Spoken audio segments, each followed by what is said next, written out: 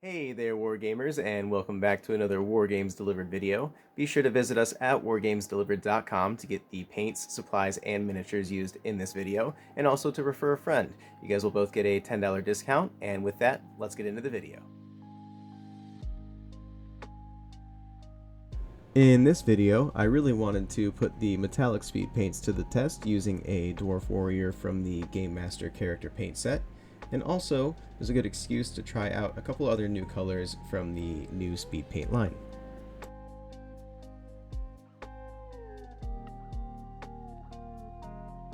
Starting off here, I tried out Satchel Brown in a previous video this week, and it seems to be the replacement for dark wood, or at least a very similar color from the original speed paint line. I also used a bit of the speed paint medium with most of these paints in this video, although later in the video you'll notice I didn't use it with the metallics, just to kind of try them as they are. Using this color, I painted the wood of the shield and his beard with this paint. Using the medium with the newer speed paints seemed to add the highlights and shadows on its own with a bit of brushwork. As you can see in this shot here, I still recommend recreating your base coat color and using this in between steps to patch up any mistakes or excess paint in some areas. Next up, I switched over to Nuclear Sunrise to add a bit of color to the belt and to the clasps in his beard. I wanted to try out a bit of a lighter orange color, and with the mixing medium I used about a 1:1 ratio, and I did that with most of the normal acrylics in this speed paint video here. And as you can see with that very light orange color that we've got there, I think that these speed paints could work with multiple layers to get a deeper and richer tone. And they seem to dry very matte, which I really enjoy. And up next, we're going to switch over to Aged Hide and use this to paint all of the leather straps on the model for a brownish pink tone. Each of the new speed paints has the actual color listed next to the name of the bottle, making it a lot easier to plan out your paint schemes without having to try each color first.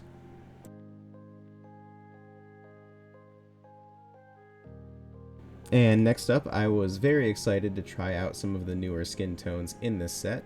So I chose Peachy Flesh for this guy and also painted the face on his shield with this color. I've only used this paint once so far and noticed how much better the highlights and shadows look compared to Crusader skin from the original speed paint line.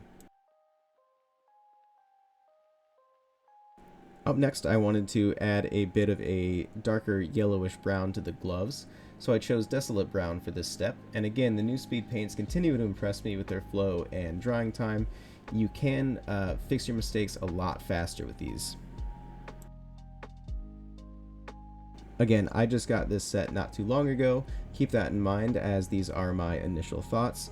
I haven't experimented with these too much quite yet, so I'm sure I will have some more solid tips and tricks for you guys in the near future, but in the videos this week, I'm really just trying things out with the set and showing my results here.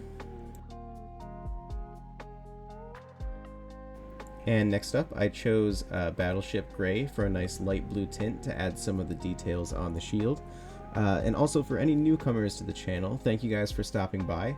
Please feel free to check out the top link in the description to enter the giveaway attached to this video. We have giveaways attached to all of our videos, and they end the Sunday following the week that they premiere, so keep that in mind and be sure to check back to win some painting supplies. And once that step was dry, I moved on to the metallic speed paints and tried out Broadsword Silver first here. Using it to coat the mace and some smaller details on the mini, I found that this one and the gold ended up being my two favorites out of the three metallics that are included in the Speed Paint Mega Set. Again, I did not use any of the Speed Paint medium with the metallics in this trial, just mixing in a bit of water and using my brush to move around the excess paint until I'm happy with the coat. I think the Speed Paint medium would really help with the flow on these paints, but I really just wanted to try them as they were.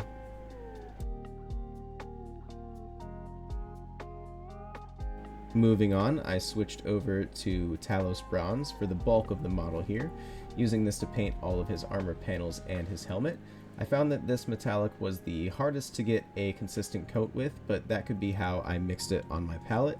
I think it still has a good chance to be really useful, and I plan on tweaking my use of it a bit to find a good result for it.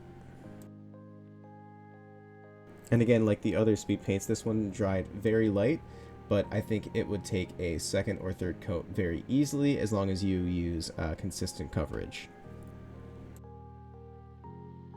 And even without the medium, I noticed that if you use a generous amount on your brush, the paint will pool and shade the recesses on its own, but flat surfaces are a bit more tricky to keep looking clean. Moving on to the final metallic speed paint in this set, we have Hopalite Gold, and this one was by far my favorite metallic to use. It seemed to have all of the better qualities of the other two metallics and also very consistent in its coverage and tone. Again, this one dried very light as well, lending itself to taking another coat very easily, but I also think that could have been the color I chose for my base coat. Now for the final step here, I switched over to Occultist Cloak for a quick dark bluish gray on the base. A lot of these colors look great, and I'm very excited to try them out further on other minis. If you have a recommendation for what mini you'd like to see painted on the channel next, please feel free to link that below. We cover a lot of A Song of Ice and Fire, Bolt Action, Malifaux, and other games on this channel, but let us know what you guys would like to see next. And after giving this step about 20 minutes to dry, I used matte black from the regular acrylic line to paint the rim of the base, as you'll see in the final upcoming shot. And I will leave you guys with my closing thoughts here. I think the metallics have a lot of potential, and I hope to optimize their usage a bit to really get the best result possible out of them.